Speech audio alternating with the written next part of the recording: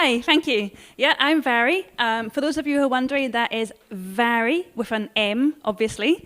Because Mhairi obviously spells Mhairi, though I am aware it also happens to spell hairy, which is which is perhaps a topic for an entirely different kind of show. I'm here tonight to discuss AI, artificial intelligence, because I'm an ethics research fellow at the Alan Turing Institute, which means that in my work, I conduct research thinking about the impact that AI has in our lives as individuals and the impact that it has on society. And essentially, in my research, I am interested in how we can ensure that AI and new technologies have really positive impacts on society and avoiding or minimizing negative impacts and risks of new technologies.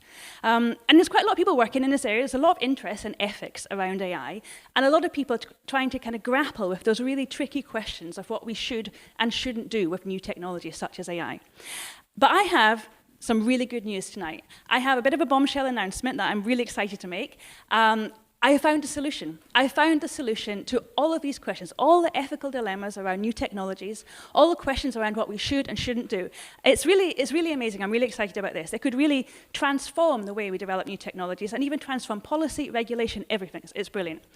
And the solution is kangaroos, which I realize might be a little bit surprising, and I realize that's a statement that probably needs a bit of explanation, a bit of context. So to do that, I'm going to tell a story. And this story takes us all the way back to the year 2017, to a time before lockdowns, before furlough, all the way back to 2017. And it's a story about Volvo. So back in 2017, Volvo were developing an autonomous vehicle, a self-driving car. Self-driving cars use AI, they use artificial intelligence. It's artificial intelligence that tells the car what to do, how to operate out on the roads. And in this case, Volvo were developing this autonomous vehicle, and it was performing very well out in road tests. The AI had been trained to do lots of different things. So it was trained to read road signs, to know how to respond to road signs. It could navigate roundabouts, it knew what to do, when a red traffic light turned to a green light turned to a red light.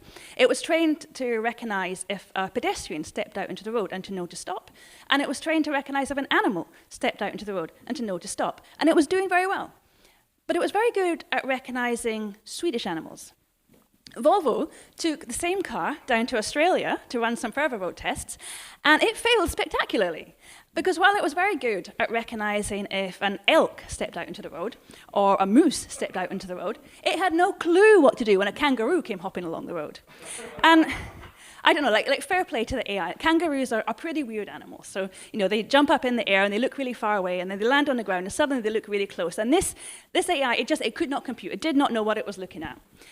But okay, so the message of this story is not that kangaroos are weird. That's not, in fact, the message of this story.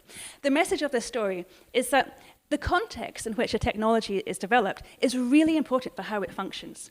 And there are certain assumptions, particularly with AI, there are certain assumptions about what an AI needs to know or what it needs to understand about the world in order to function properly in the world.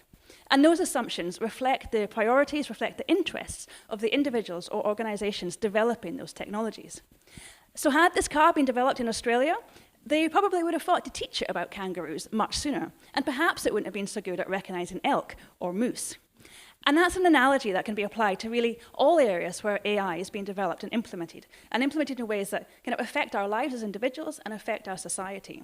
So for example, facial recognition technology, it's been proven time and time again that facial recognition technology is incredibly accurate if you happen to be a white man, but much less so if you happen to be black or if you happen to be female, and particularly if you happen to be a black female. And when you realize that around 80% of people working in roles developing AI, conducting research around AI, are male, and in the big tech firms, less than 10% of employees are black, then perhaps these kinds of findings are not so surprising. So, when we were developing this show tonight, we had to come up with a title for our talks. And I suggested the title of my talk for tonight was Watch Out for Kangaroos. And actually, that's not quite right. That's not really the sentiment that I want to convey tonight. Watch out for metaphorical kangaroos kind of suggests that the role of ethics in AI is to kind of avoid too much carnage, like avoid too much roadkill along the way. The kangaroos are sort of an obstacle in the way of innovation or progress. And that's not quite right. when we're thinking about ethics in AI, we need to do much more than just thinking about avoiding harm or avoiding collisions. And we need to think much more about how we can actually do good and how we can maximize the value of these technologies. So we shouldn't just be watching out for kangaroos. We need to think about how we can get more kangaroos actually into the processes of developing technologies and scrutinizing the role that those technologies, or informing decision-making about the role that those technologies play in our lives. So I realize it's a bit last minute, but I'd like to change the title of my talk. It's no longer Watch Out for Kangaroos. The title of this talk is, in fact, Let's Get Kangaroos Developing AI. Thank you.